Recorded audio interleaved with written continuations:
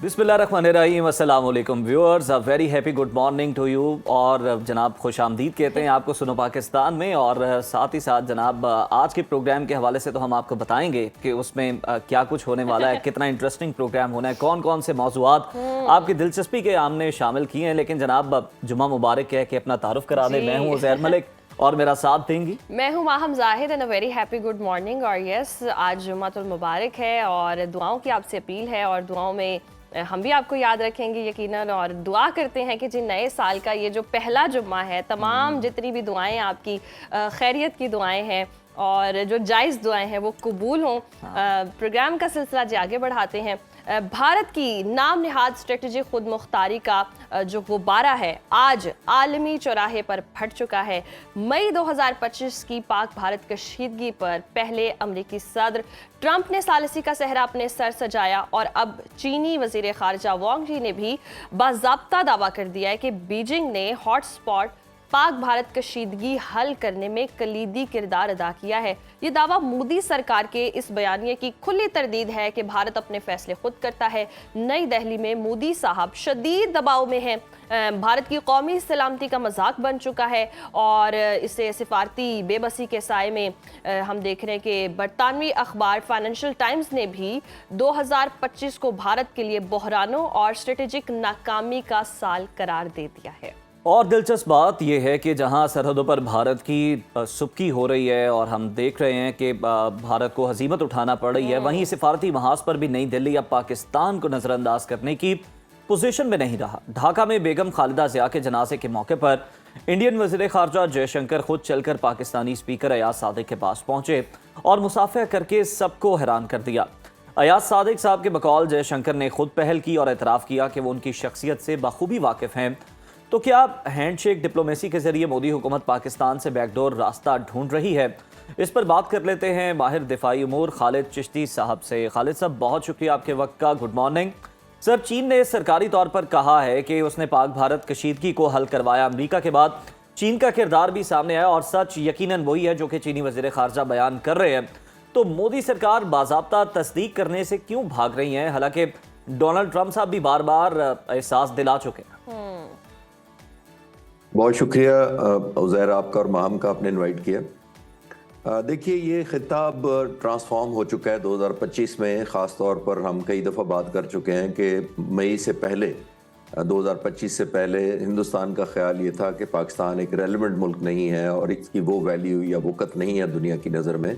और शायद इसी को अंडर एस्टिमेट करते हुए उन्होंने हम पर जो हमला किया और ख़ास तौर पर 6 और 7 की दरमियानी रात को जो कुछ हुआ, उसके बाद से लेकर दुनिया ने एक नया, जिसको कहते हैं कैलकुलस ऑफ बैलेंस, यहाँ पे दुनिया में इस एरिया में देखा है। जो स्ट्रेटेजिक बैलेंस यहाँ पे हिंदुस्तान को गिना जाता था कि वो चाइना की टक्कर का एक ही मुल्क है जो एक खित्ते में स्टेबलाइज करने की ताकत रखता है और वक़्त रखता है, वैल्यू रखता है, उसको इंगेज करते थे हिंदुस्तान। और ख़ास तौर पे मैं उसको डिनाई नहीं करूँगा कि हिंदुस्तान बहुत बड़ा मुल्क है, बहुत बड़ी इकॉनमी है, बहुत ज़्यादा उसके बायलैटरल रिलेशन है बहुत सारे मुल्कों के साथ। लेकिन जो पोर्शन या एस्पेक्ट उसने इग्नोर किया वो ये था कि पाकिस्तान का जो रिस्पांस और हौसला था, दुनिया ने उसको बड़ी हैरानगी से देखा।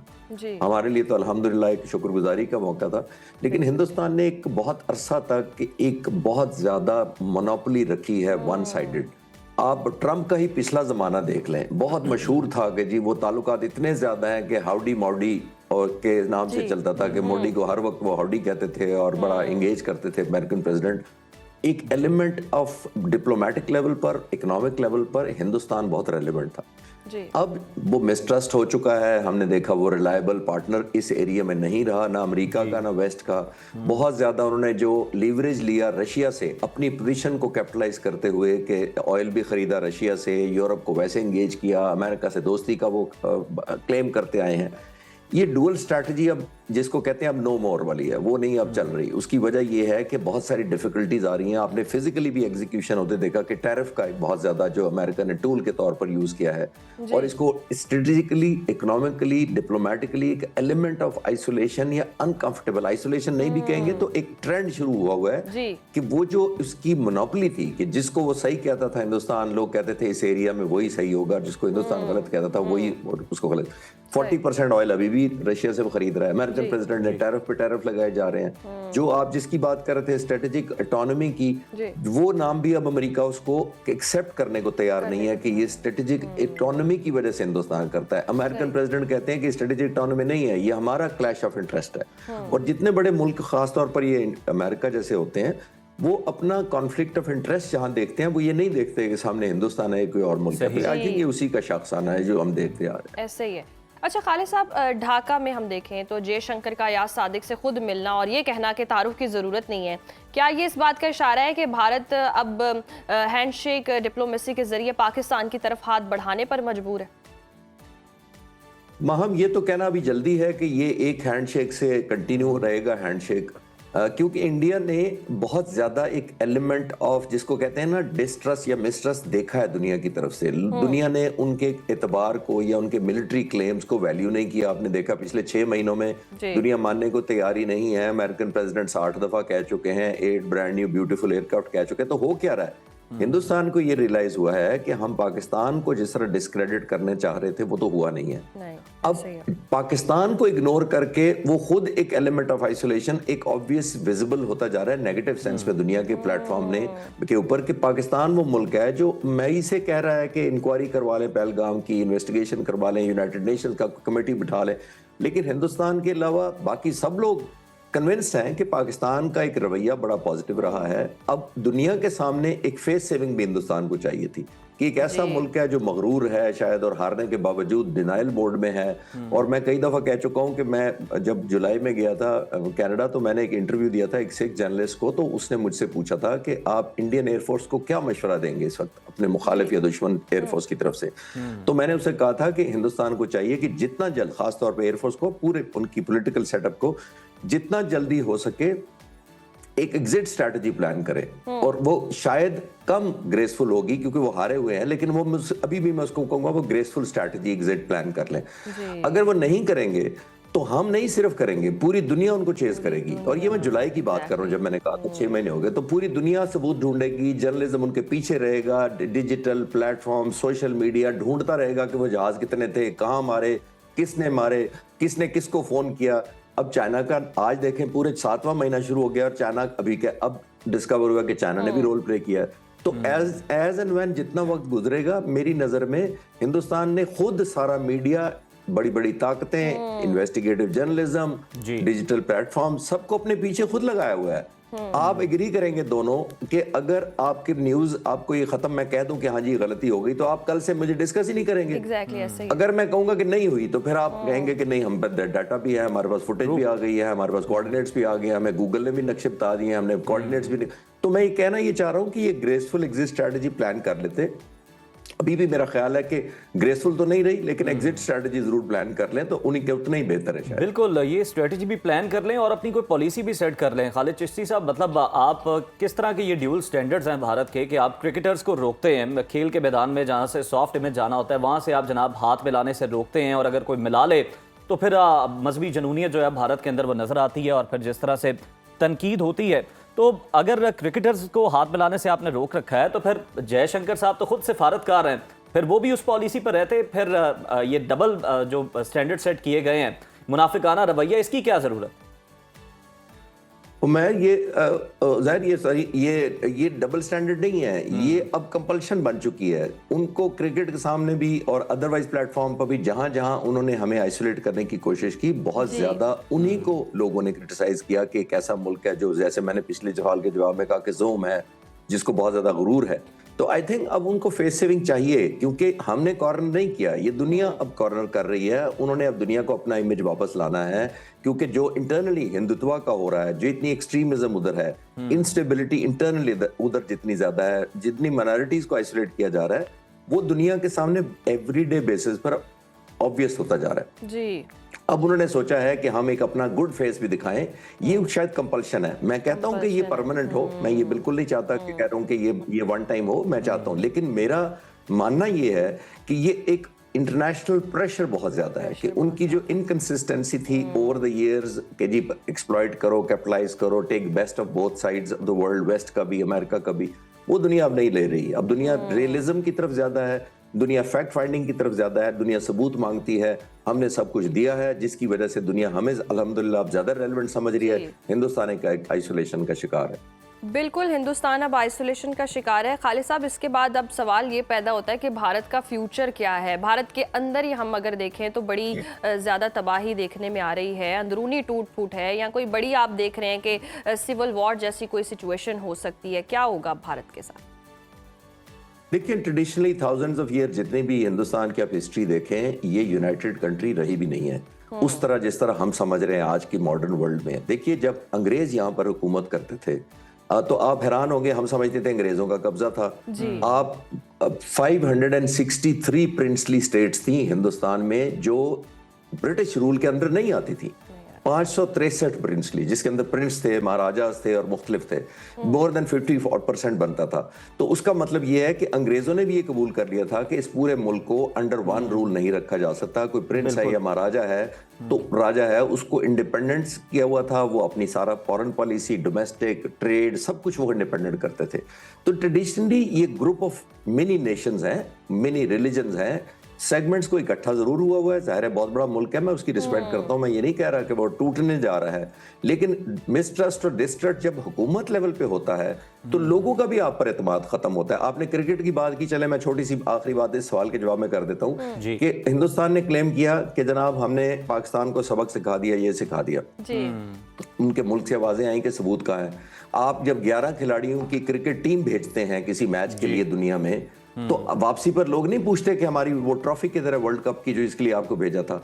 तो आपने उस रात को 6 और 7 को 85 जहाज भेजे, बियॉन्ड विजुअल रेंज मिसाइल लगाकर भेजे, तो फिर लोग वापसी पर नहीं पूछेंगे कि वो हमारे 7 जहाज कहाँ हैं जो छोड़े हैं या नहीं लैंड किए, और फिर सबूत कहाँ है अगर पाकिस्तान के भी आपने 10-12 जहाज मारे हैं। तो दुनिया फैक्ट्स पर चलती है। अब आप कितना अरसा लोगों को ये कहेंगे। अब थोड़ी देर पहले जो मैंने पहले सवाल के जवाब में कहा कि एग्जिट स्ट्रेटजी प्लान कर लें, जितनी जल्दी निकल जाएंगे। मीडिया के पास तो और बहुत सारी खालिद साहब, आप ठीक कह रहे हैं सर।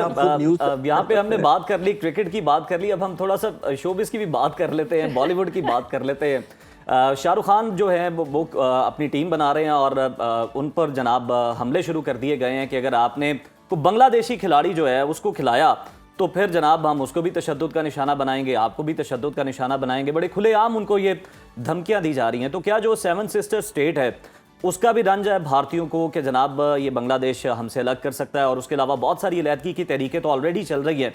तो अब बेचैनी है जिसकी वजह से हुकूमती सतह पर सरपरस्ती की जाती है ऐसे जुनूनियों की। उज़ैर, ज्यादा दूर नहीं जाते, मैं आपको सिर्फ 80-81 साल पीछे ले जाता हूँ। कायदे आज़म मोहम्मद अली जिन्ना ने एक बात कही थी, वो आज देखिए आज कितनी सच साबित हो रही है। 1946 में उन्होंने उस वक्त कहा था जब कुछ मुसलमान पाकिस्तान बनने की मुखालफत कर रहे थे, हिंदू नहीं मुसलमान। तो कायदे आज़म ने बड़ी खूबसूरत बात कही थी। उन्होंने कहा था कि जो मुसलमान पाकिस्तान बनने की मुखालफत कर रहे हैं उनकी आने वाली नस्लें हिंदुस्तान से अपनी लॉयल्टी साबित करने में गुजारेंगी। आप जरा गौर कर लें, आराम से 80 साल पुरानी बात को 2026 शुरू हो गया, मैं 46 की बात कर रहा हूँ।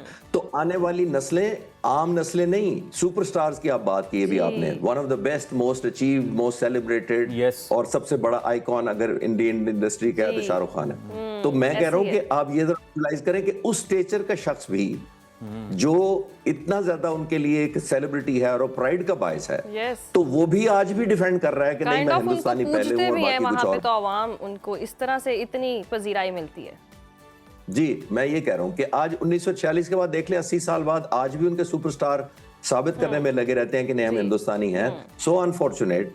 और ये मुझे ये नहीं विजुलाइज नहीं हो पाता कि दुनिया ऐसे कैसे चल रही है जिसके इतने बड़े स्टार को भी अगर थ्रेट किया जाता है तो ये कौन सी टॉलरेंस है या कौन सी इक्वालिटी है या क्या ह्यूमन राइट्स है। इस पर सिर्फ हम बात करते हैं, दुनिया को भी सोचना चाहिए। दुनिया को भी। अच्छा खालिद साहब, ये तो यकीनी बात है। और अब भारत के अगर हम आवाम की बात करें, वो भी मायूस दिखाई दे रहे हैं, उनको भी समझ आ रही है कि क्या हो रहा है। माइनस मोदी से कुछ स्ट्रेटजी तब्दील हो सकती है, कोई भारत का अच्छा चेहरा सामने आ सकता है, कोई मुज़ाकरात की बात हो सकती है। मोदी के दौर में तो नहीं लग रहा।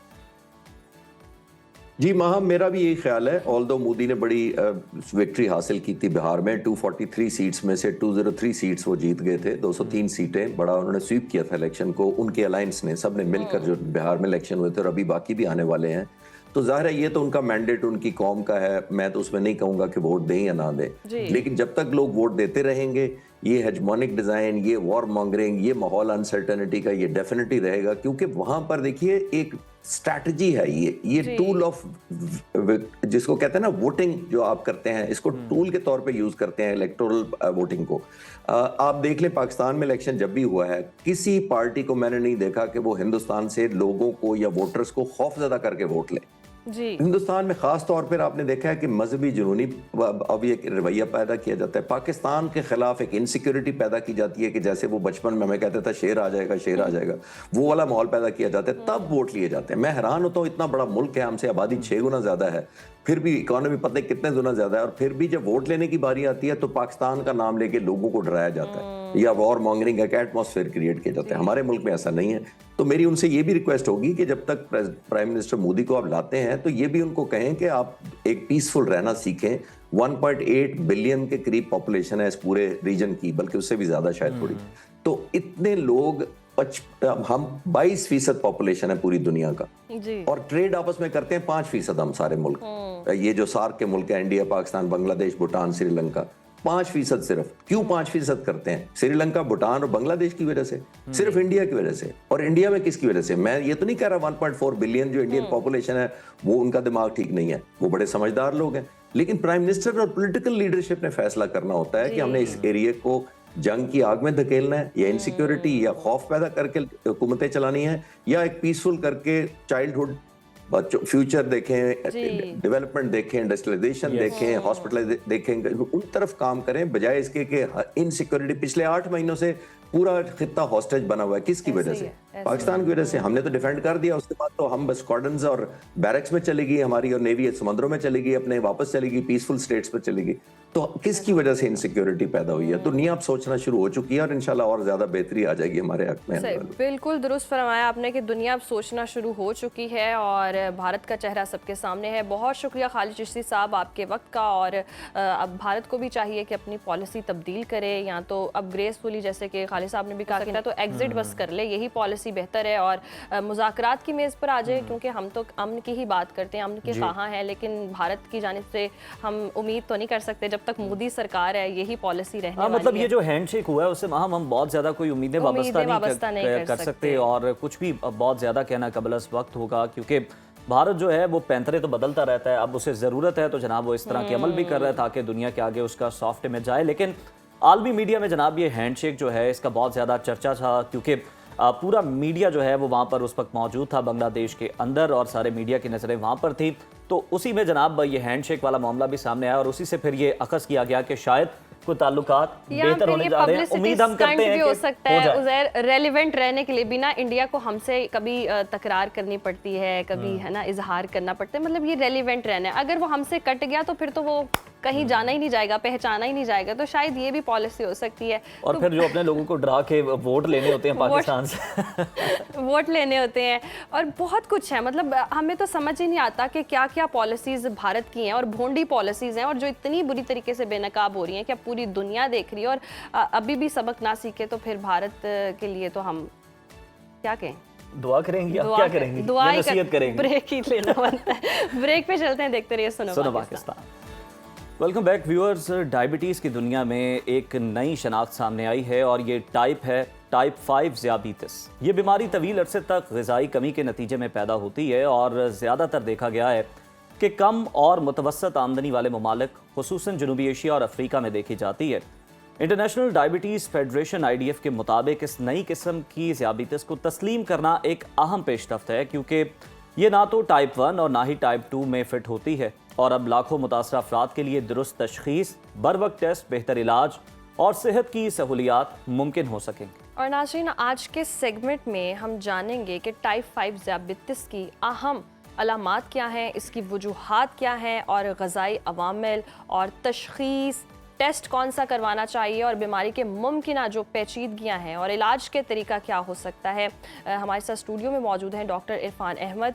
बहुत शुक्रिया डॉक्टर साहब आपके वक्त का। वेलकम टू सुनो पाकिस्तान। सबसे पहले तो ये वाज़ेह करें कि ये जो टाइप 5 ज़ियाबीतिस है ये 1 और 2 से कितनी मुख्तलिफ है? बिस्मिल्लाहिर्रहमानिर्रहीम। मैम पहले तो मेरे ख्याल हमें डिस्कस ये करना चाहिए कि 5 से पहले 1 और 2 क्या है, 3 क्या है, 4 क्या है। ओके। तो जैसे टाइप 1 और 2 आपने भी बताया कि उससे हम टाइप 5 को डिफ्रेंशिएट कैसे करेंगे। टाइप 1 यूजुअली हम कहते हैं autoimmune destruction of pancreatic cells. ठीक।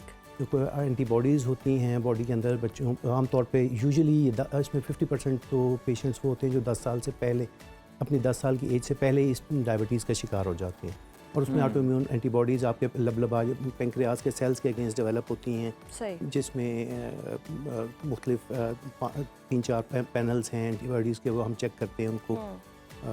ग्लूटामिक एसिड और उसके अलावा IA2 और इस तरह के और एंटीबॉडीज़ हैं, जिंक ट्रांसपोर्टर के अगेंस्ट एंटीबॉडीज़ सही। होती हैं। ये आमतौर पे छोटे बच्चों में आमतौर पे यूजुअली 10 साल से पहले डेवलप हो सही। जाती हैं और आमतौर पे इसमें बच्चे यूजुअली बहुत ज़्यादा ओवरवेट नहीं होते। ठीक। जो टाइप 2 डायबिटीज़ है वो यूजुअली आम तौर पे एडल्ट्स में देखी जाती Adults है में, ठीक। और आम तौर पे उसमें जो पेशेंट्स होते हैं वो एडल्ट्स होते हैं, यूजुअली ओवरवेट होते हैं, ओबीज होते हैं। ठीक। जो हमारे यहाँ नॉर्मल पॉपुलेशन में जो डायबिटीज़ की बहुत ज़्यादा हमें नज़र आती है वो टाइप 2 डायबिटीज़ है डायबिटीज़। जो एडल्ट्स में होती है। ठीक। सही। उसमें टाइप 1 डायबिटीज़ में यूजुअली चूँकि ऑटोइम्यून डिस्ट्रक्शन हो रही होती है पैंक्रियाटिक सेल्स की, तो इंसुलिन सिक्रीट नहीं होती, इंसुलिन डेफिशिएंसी होती है बहुत ज़्यादा। टाइप 2 में इंसुलिन रिलीज़ तो हो रही होती है लेकिन यूजुअली इंसुलिन रेजिस्टेंस होती है, रेजिस्टेंस। ठीक। तो इसलिए ब्लड में ग्लूकोज लेवल ज़्यादा होते हैं। सही। टाइप 3C जिसे पैंक्रियाटोजेनिक डायबिटीज़ कहते हैं, ये वो डायबिटीज़ है जो आम तौर पर बॉडी में कुछ ऐसी कंडीशंस, लबलबे की कुछ ऐसी कंडीशंस होती हैं जैसे पैंक्रियाटाइटिस एक बहुत मारूफ और ख़ास तौर पे अगर किसी शख्स को हो जाए तो बहुत जानलेवा भी हो सकता है, बहुत पेनफुल होता है, एब्डोमिनल पेन होता है, इस तरह की जो लबलबे की इन्फ्लेमेशन होती है उस तरह की क्रॉनिक इन्फ्लेमेशन है, या कोई सर्जरी हुई है जिसमें लबलबा रिमूव करना पड़ा है, पैंक्रियाज रिमूव करना पड़ा है, या पैंक्रियाटिक कैंसर है या सिस्टिक फाइब्रोसिस, इस तरह की कोई डिजीज़ हैं जो पैंक्रियाज को इन्वॉल्व कर लेती हैं, तो इंसुलिन उस तरह से सिक्रीट नहीं हो पाती। तो ये इनको हम इंसुलिन जो है सिक्रीशंस, इस अमल को हम कहते हैं कि ये टाइप 3 डायबिटीज़ टाइप 3C है। ठीक। और 4 के तौर पे हम इस तरह कह लें, कंसिडर कर लेते हैं गेस्टेशनल डायबिटीज़ जो प्रेगनेंसी में आमतौर पे ख़वातीन को हो जाती है, बहुत कॉमन है। बहुत कॉमन है। तो इसको हम गेस्टेशनल डायबिटीज़, और अब ये नई टाइप आई है टाइप 5 टाइप 5 जिसे हम कह रहे हैं कि माल न्यूट्रिशन की वजह से हो रही है। तो इसका भी यूजुअली अब इस साल 2025 में इंटरनेशनल डायबिटिक फेडरेशन ने इसको कंसीडर किया है और अलहदा रिकग्नाइज़ किया है अलहदा टाइप के तौर पे डायबिटीज़ की, इसीलिए इसे टाइप 5 का नाम दिया गया। ठीक। बाकी डायग्नोस्टिक क्राइटेरिया जो है वो तमाम जो डायबिटीज़ है उसको हम एक ही डायग्नोस्टिक क्राइटेरिया यूजुअली होता है। वो जो अमेरिकन डायबिटिक एसोसिएशन है उसका क्राइटेरिया ये है कि या तो 8 घंटे की फास्टिंग के बाद शुगर लेवल्स इंसान का 126 से ज़्यादा हो सुबह में फास्टिंग, या HbA1c जो है 6.5 से ज़्यादा हो, ठीक। रैंडम ब्लड ग्लूकोज 200 से ज़्यादा हो, या फिर इंसान में वो सारी जो खसूसियात हैं, वो सारी सिम्टम्स हैं जो हम कहते हैं कि डायबिटीज़ की तरफ जाती है, जिसमें बहुत ज़्यादा थर्स्ट है, वेट लॉस है, फ्रीक्वेंसी ऑफ यूरिनेशन है, ये तमाम डायबिटीज़। डॉक्टर साहब, जिस तरह से ये मेल न्यूट्रिशन की हम बात करें कि उसकी वजह से ये टाइप 5 जो है ये होती है और डायग्नोस हुई है और इसको तस्लीम किया गया इंटरनेशनली, ये बताइएगा कि कौन सी हमारी डाइट के अंदर न्यूट्रिशन जो है वो कम होती है और कौन सी इस तरह की चीज़ें हैं जो हम नहीं ले रहे होते जिसकी वजह से ये टाइप 5 ज़ियादतीस होती है? सर बहुत अच्छा क्वेश्चन है। देखें, टाइप सबसे पहले क्रॉनिक माल न्यूट्रिशन जो परसिस्टेंट माल न्यूट्रिशन रहती है और अमूमन छोटी उम्र में बच्चों में, या मैटरनल माल न्यूट्रिशन थी, माँ को माल न्यूट्रिशन थी, वही पैदाइश के बाद बच्चों में, और फिर बच्चों में भी माल न्यूट्रिशन रही या छोटी उम्र में या एडोलेसेंस में। तो वो क्रॉनिक माल न्यूट्रिशन, एक तो जो मैंने कहा कि पैंक्रियाज जो है उसकी प्रॉपर डेवलपमेंट नहीं हो पाई, ठीक। और पैंक्रियाज उस तरह डेवलप ही नहीं हो पाया कि उससे इंसुलिन सिक्रीट हो सके, और इंसुलिन जो प्रोडक्शन के जो सिग्नलिंग इफेक्ट्स है, सिग्नलिंग मैकेनिज्म है, वो प्रॉपर डेवलप ही नहीं हो पाया उन सारी डेफिशिएंसीज की वजह से। उसमें न्यूट्रिएंट्स जो ख़ास तौर पे, जैसे आपने पूछा कि कौन से न्यूट्रिएंट्स हैं या कौन से डाइट में कमी रह जाती है, उसमें 3-4 चीज़ें बड़ी इंपॉर्टेंट हैं जो इंसुलिन सिक्रीशंस और इंसुलिन प्रोडक्शन में। नंबर 1 तो प्रोटीन, इंसुलिन आपको पता है, number 1 protein deficiency, protein high energy malnutrition जो है। Number 2 vitamin D deficiency. Vitamin D plays a very important role in insulin production, ठीक है। उसके बाद हमारे पास एक और जो इंसुलिन प्रोडक्शन के लिए एक और मिनरल के तौर पे जो बड़ा इंपॉर्टेंट रोल होता है वो जिंक का होता है। Zinc, okay, zinc. सही, फिर इंसुलिन सेंसिटिविटी बढ़ाने के हवाले से जो इफ़ेक्ट्स हैं वो मैग्नीशियम, इसका बहुत अच्छा एक रोल है। और उसके बाद हम देखते हैं ओमेगा 3 फैटी एसिड्स। ठीक ठीक ठीक ठीक। अब ओमेगा 3 फैटी एसिड्स ये भी इंसुलिन सेंसिटिविटी को इंक्रीज़ करते हैं। तो ऑल दीज न्यूट्रिएंट्स जो हैं अगर हम लॉन्ग टर्म में देखें सही। तो अगर हम बैलेंस डाइट नहीं ले रहे या हमारे बच्चे उस तरह की बैलेंस डाइट नहीं लेते, माल न्यूट्रिशन का शिकार हैं, इन सारे जो मैंने तो इन्हें टाइप 5 को डायग्नोस करने के लिए भी वही टेस्ट हैं जैसे HbA1c है या जो दूसरे टेस्ट हैं? जी, डायग्नोस्टिक क्राइटेरिया तो वही है, लेकिन we have to differentiate it from others. Number one तो वहाँ पे कि माल न्यूट्रिशन का प्रेजेंट होना ज़रूरी है। अब how will you diagnose mall nutrition? एक बच्चा है वो माल न्यूट्रिशन कैसे आप कहेंगे कि माल न्यूट्रिशन है? माल न्यूट्रिशन सबसे पहले तो अगर छोटे बच्चे हैं तो पीडियाट्रिशियन के पास जाते हैं, या उससे थोड़े से एडल्सेंस में आ रहे हैं तो फिजिशियंस के पास भी जाते हैं। तो हम माल न्यूट्रिशन को देखते हैं कि बच्चा मतलब न्यूट्रिशन स्टेटस इसका कैसा है, इसका वेट टू एज कैसा है। सही, मुख्तलिफ पीडियाट्रिशियन मुख्तलिफ ग्राफ भी ड्रा करते हैं वेट टू एज का, वेट टू हाइट सही, और हाइट टू एज, BMI कितना है। आम तौर पे ये जो हम टाइप 5 कहते हैं इसमें BMI यूजुअली कहते हैं कि 19 से कम होता है। ठीक ठीक ठीक। जो ऑल दो इसका स्पेसिफाइड डायग्नोस्टिक क्राइटेरिया अभी टाइप 5 का डेवलप नहीं किया अच्छा, IDF ने। जैसे आप बता रहे हैं कि ग़िज़ाई किल्लत की वजह से ये चीज़ें हो जाती हैं, तो कितने % चांसेस हैं कि ये ख़वातीन में ज़्यादा हो, मर्दों में कम हो उसकी निस्बत, और ख़वातीन से आगे फिर बच्चों में? मैम यही तो मैं अर्ज़ कर रहा था कि यही सबसे पहले तो माल न्यूट्रिशन, मैटरनल माल न्यूट्रिशन को कंट्रोल करना चाहिए। ओके, ख़ास तौर पे प्रेगनेंसी में, और उसके बाद मैटरनल माल न्यूट्रिशन अगर बेहतर होगी, न्यूट्रिशन मैटरनल न्यूट्रिशन स्टेटस बेहतर होगा तो बच्चे का न्यूट्रिशन स्टेटस बेहतर होगा। ओके, यानी कि जेनेटिकली नहीं, ऐसे हो सकता है कि पेरेंट्स के थ्रू आगे ट्रांसफर होगा। तो ये तो बड़ा डेंजरस है, और ये डिडक्ट भी नहीं कर सकते आप, और अगर करना भी है तो फिर वो वही अंदाज़ा लगाना पड़ेगा कि इसमें विटामिन डी की नहीं, कमी उसमें है। मैं बताता हूँ कि जैसे बात पहले चल रही थी कि न्यूट्रिशन स्टेटस को हम कैसे एक्सेस करेंगे, उसमें मुख्तलिफ चीज़ें हैं। उसके साथ साथ एल्ब्यूमिन लेवल्स हैं, एनीमिया है, बच्चों को एनीमिया हो जाता है, उसके रिकेट्स हैं, बोन की डिजीज़ हैं, तो बहुत सारी चीज़ों से हमें माल न्यूट्रिशन का अंदाज़ा हो जाता है कि बच्चा माल न्यूट्रिशन है। अगर माल न्यूट्रिशन है तो उसके बाद फिर हम वी थिंक कि ये डायबिटीज़ टाइप 1 तो नहीं है, तो टाइप 1 डायबिटीज़ से डिफरेंशिएट भी करना पड़ेगा। उसमें जैसे मैंने कहा कि एंटीबॉडीज़ होती हैं, इसमें माल न्यूट्रिशन का स्टेटस होता है। टाइप 2 में वैसे सी पेप्टाइड ज़्यादा होते हैं, इंसुलिन लेवल ज़्यादा होते हैं, लेकिन इसमें वो भी नहीं होंगे, तो इसलिए डिफरेंशिएट हो जाएगा। डॉक्टर साहब, इसका फिर मौसर इलाज या फिर इसकी मैनेजमेंट हम कह लें, इसे किस तरह से कंट्रोल में रखा जा सकता है, और इसमें दवा, इंसुलिन, क्या चीज़ ज़्यादा बेनिफिशियल है? बिल्कुल सबसे पहले तो बात यह है कि न्यूट्रिशनल स्टेटस बहुत इम्प्रूव होना चाहिए।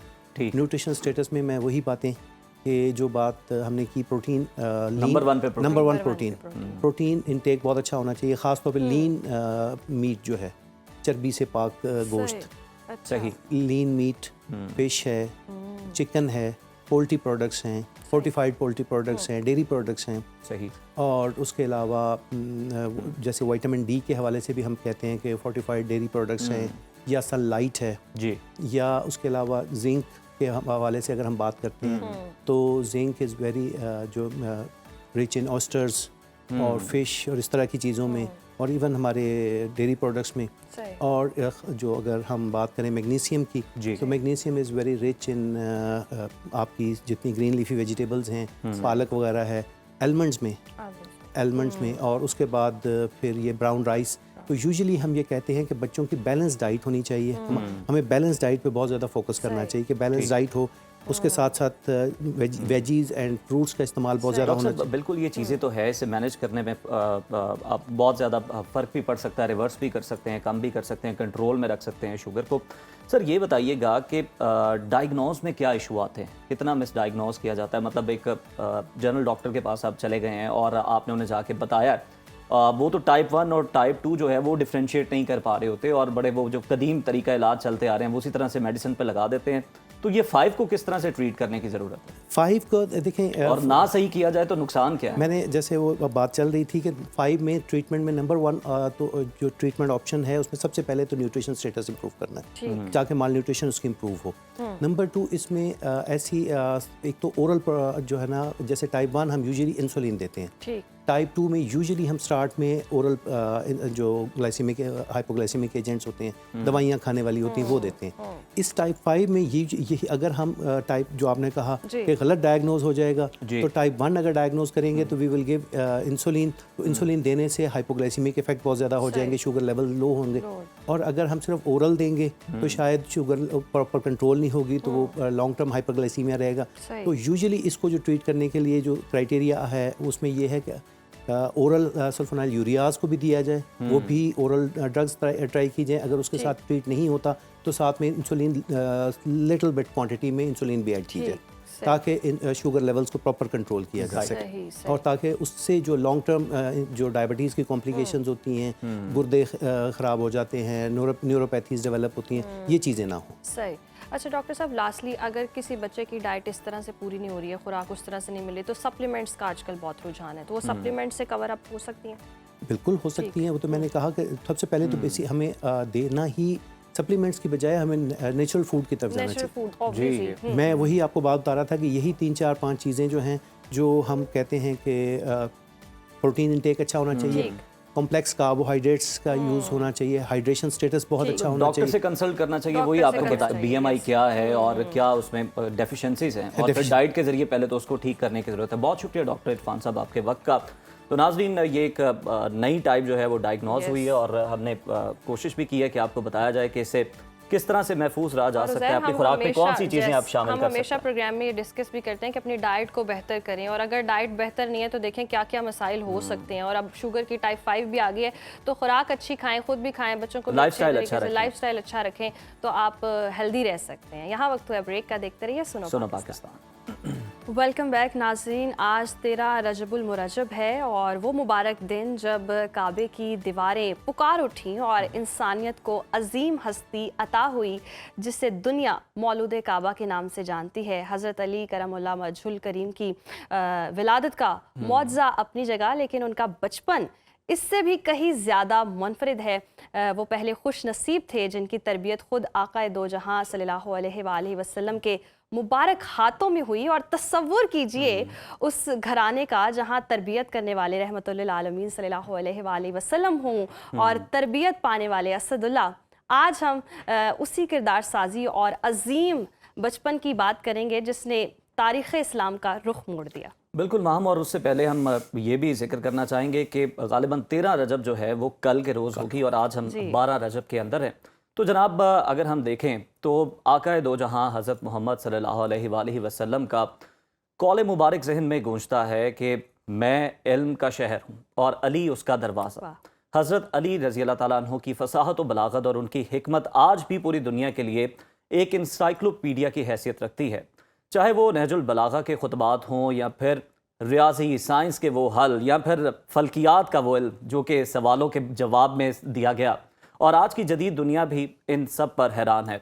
तो आज हम हबीब इरफानी साहब हमारे साथ स्टूडियोज़ में मौजूद हैं, उनसे जानेंगे कि हज़रत अली रज़ी अल्लाह ताला अन्हु का इल्म महज किताबी नहीं था, बल्कि वो मार्फत इलाही का वो समंदर था जिससे हर दौर के प्यासे फैज़याब हो रहे हैं। सर, बहुत शुक्रिया आपके वक्त का। डॉक्टर हबीब इरफानी साहब आपको खुशामदीद कहते हैं। सर, फसाहत व बलागत में तो देखा जाए हज़रत अली का मुकाबला कोई कर ही नहीं सका, और उनके लहजे में आप क्या समझते हैं, क्या ऐसी तासीर थी जो लोगों के फ़ौरन दिलों में बात उतरती थी? और ये भी फरमाया कि मुझसे तो उतना पूछा ही नहीं गया जितना मुझे इल्म था। जी, देखिए, इसमें आपने जिस तरह पहले इरशाद फरमाया कि मौलाए कायनात मौला अली मुश्किल शाह करमल्लाह ताला वजहुल करीम वो ज़ात हैं कि जो बचपन से ही नबी करीम सल्लल्लाहु अलैहि मुबारक वसल्लम के ज़ेर तरबियत आए। और वाक़या ये हुआ कि हज़रत अब्बास और नबी करीम सल्लल्लाहु अलैहि मुबारक वसल्लम चचा भतीजा रिश्ते में हैं। आपस में ये मशवरा किया कि हज़रत अबू तालब रज़ी अल्लाह ताला अन्हो वो चूँकि माली तौर पर मुश्किलात का शिकार हैं, तो हमें उनकी मुश्किलात को कम करना चाहिए, देखना चाहिए। तो आप गए हज़रत अबू तालब के पास, और आपने हज़रत अली करमल्लाह ताला वजहुल करीम और हज़रत अब्बास ने हज़रत अकील रज़ी अल्लाह ताला अन्हो जो मौलाए कायनात के भाई हैं, इन दोनों को अपनी अपनी कफालत में ले लिया। ठीक।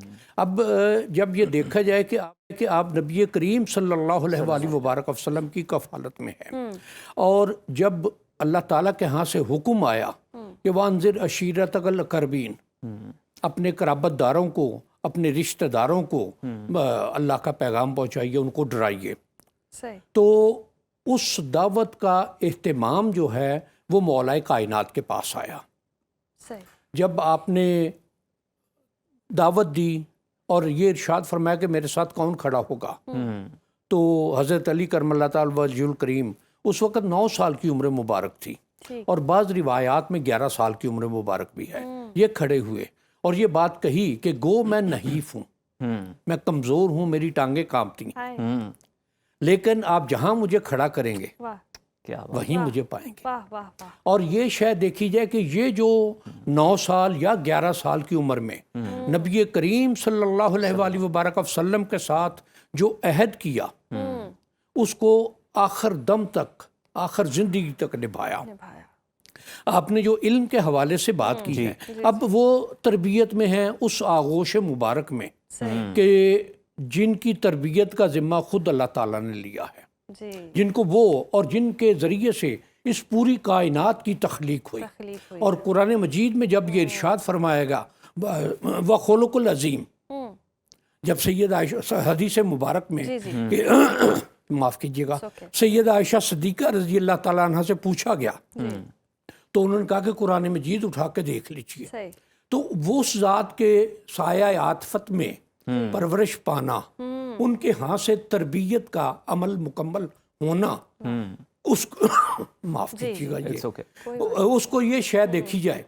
तो जिस तरह से फिर आपकी बाकी ज़िंदगी गुजरी, इल्म के हवाले से देखें, जूदो सखा के हवाले से देखें, क्या बात है। इल्म व हिकमत के हवाले से देखें, या और लोगों के साथ मामलात के हवाले से, तो मौलाए कायनात की ज़ात हमें सबसे एक मुनफरद ज़ात नज़र आती है। कि सबसे बड़ी बात देखिए कि जब आखिर वक्त में आप पर वार हुआ, तो उस वक्त इमाम हसन मुज्तबा अलैहिस्सलाम को तलब फरमाया और ये बात कही कि इब्ने मुलजम ने एक वार किया था मुझ पर, अगर मेरी मौत इस वार से हो जाए तो एक वार से ज्यादा ना करना, और अगर हो सके तो उसे माफ कर देना। अब इससे बड़ा जूदो सखा या रहम की बात और कहाँ हो सकती है। इंसाफ भी और रहम भी उस एक जुमले के अंदर। बिल्कुल दुरुस्त फरमाया आपने। और अगर हम इल्म की बात कर रहे हैं तो मौत ज़्यादती इल्म के हवाले से भी कुछ बयान कीजिएगा कि कितने पेचीदा पेचीदा सवालात वो सेकंड्स में हल कर लेते थे। यकीनन। जी। देखिए नबी करीम सल्लल्लाहु अलैहि वसल्लम का ये इरशाद, जी। अना मदीनतुल इल्म वालियुन बाबुहा, जी। कि मैं इल्म का शहर हूँ और अली उसका दरवाज़ा है। अब उसके लिए एक बात तो जाहिर होनी है, वो ये है कि अगर शहर तक पहुंचना है, शहर के अंदर आना है, तो दरवाजे से होकर आना पड़ेगा।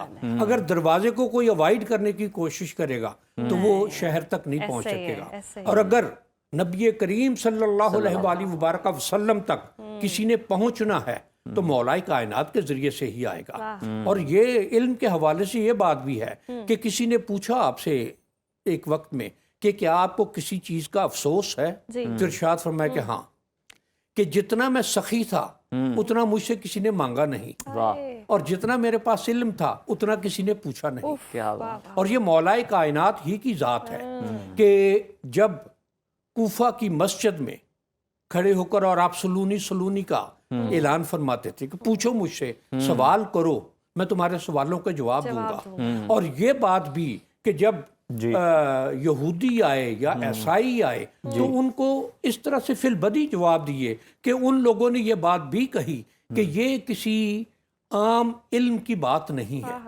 ये लदुन्नी इल्म है, ये अताई इल्म है, ये अल्लाह ताला की तरफ से, अल्लाह ताला के यहाँ से अता किया हुआ इल्म है। और उसमें ये बात भी आगे आती है कि मौलाए कायनात की ज़ात के जब कूफा में आए हैं तो इल्म का एक समुंदर साथ लेकर आए हैं। लोगों ने मस्जिद में बैठकर लोगों के ज़ाती मसाइल भी, हुकूमती मसाइल भी, हुकूमती वसाइल भी, सारा कुछ आपने एक ही नशिस्त में, एक ही ज़ात में और एक ही लम्हे में तय किया, एक ही लम्हे में अता किया। इसमें अब दूसरी बात जो आगे आती है जी। कि इल्म के हवाले से देखा जाए तो आज भी मौलाए कायनात की ज़ात को अगर उनकी औलाद को देखें तो उनमें ये चीज़ चलती है चलती है। कि ये जो एक इल्म का या बयान करने का वो एक अलहदा ही तखसीस उसमें आ जाती है कि जो कोई शायद सीखा हुआ ना भी हो जी तो कम से कम वो बात अपनी इस तरह से कह देता है कि Convincing जिस तरह से वो एक सदियों से चली आ रही है मौलाए कायनात की ज़ात को जो वो बात झलक अता नजर हुई, आती है। अलग नजर आती है कि उनको जो शय अता हुई जी वो सिर्फ उन्हीं की ज़ात तक नहीं रही। उनके बाद इमाम हसन और इमाम हुसैन अलैहिस्सलाम के हवाले से देखा जाए तो उनका भी जो बात करने का अंदाज, गुफ्तगू का तरीका, लोगों को समझाने का अंदाज और तरीका, तो वो एक अलहदा ही शय है। यकीनन बहुत लोगों के पास ये शय है, लेकिन उनकी ज़ात के साथ ये मखसूस बात रही कि जो आम मामलात में भी लोगों के साथ इस तरह से रहे कि लोगों में लोगों की तरह, जी। लेकिन मकाम और मर्तबा जी। ऐसा कि कोई उस तक पहुंच नहीं पाया। क्या बात कोई उस तक है। डॉक्टर साहब जरा ये भी फरमाइएगा कि आज के नौजवानों को किरदार साजी के हवाले से मौला मुश्किल कुशा से क्या सीखने की ज़रूरत है, क्या तालीमात हैं? यकीनन ये हमारे लिए अगर हम मसलन एक शय में कि नबी करीम सल्लल्लाहु अलैहि वसल्लम की ज़ात मुअल्लम कायनात है, मुसलमानों के लिए, मोमिनीन के लिए आपका एक अलहदा से, लेकिन पूरी कायनात के लिए अब तीसरी एक और शय देखिए कि 3 चीज़ें हैं, ये तमाम मज़ाहब में है जी। इल्हामी मज़ाहब में इबादात, ईमानियात है, उसके बाद इबादात है और तीसरी शय अखलाकियात है जो इनके बराबर में है। और नबी करीम सल्लल्लाहु अलैहि वसल्लम का इरशाद है इन्नमा बोइस्तु लिउतिम्मिमा मकारिमल अखलाक, मुझे इस कायनात में लोगों के अखलाक संवारने के लिए भेजा गया है। अब जो अखलाकियात की बात है उसमें देखा जाए तो बेशुमार वाक़यात मिलते हैं और यकीनन मौलाए कायनात की ज़ात उन अहकामात पर, उन वाक़यात पर, उन मिसालों पर पूरी तरह से अमल पैरा हैं। अब इस कायनात, ये कुरान मजीद का इरशाद है कि मैं कायनात की तख्लीक के लिए मेरे अखलाक पर पूरी तरह से अमल करो, तुम्हारे लिए अखलाक पर अमल करना ज़रूरी है। अब उसमें यह बात है कि नबी करीम सल्लल्लाहु अलैहि वसल्लम के अहकामात, उनके अंदाज, उनके तरीके देखे जाएं और यकीनन सहाबाए कराम उस पर पूरी तरह से अमल पैरा हैं और मौलाए कायनात की ज़ात उन पर सबसे ज़्यादा अमल पैरा है। कि एक शय ये देखी जाए कि आज मुसलमानों में जो नबी करीम सल्लल्लाहु अलैहि वसल्लम का ये हुक्म है इन्नमा बोइस्तु लिउतिम्मिमा मकारिमल अखलाक, जो ये बात कही गई कि तुम इन अहकामात पर अमल करो, इन अखलाकियात पर अमल करो। सैयदा आयशा सिद्दीक़ा रज़ी अल्लाह ताला अन्हा से किसी ने पूछा कि नबी करीम सल्लल्लाहु अलैहि वसल्लम के अखलाक के बारे में बताइए, तो उन्होंने कहा कि कुरान मजीद खोल कर देख लो, आपके अखलाक से ही भरा हुआ है सारा। तो उसमें यह कि जो कुछ छोटी छोटी चीज़ें हैं, छोटी छोटी बातें हैं, मसलन सलाम का आम करना जी, मसलन दूसरे की इज्जत और तौकीर करना कि नबी करीम सल्लल्लाहु अलैहि वसल्लम का ये इरशाद कि जिसने अपने बड़े की तौकीर नहीं की और अपने छोटे पर रहम नहीं किया, शफकत नहीं की, वो हम में से नहीं है। नाप तोल में कमी ना करना, झूठ ना बोलना, मुस्कुरा कर दूसरे के साथ, हमारे यहाँ तो सलाम कहना दूसरे को ये शायद अपनी हद तक महसूस होती है।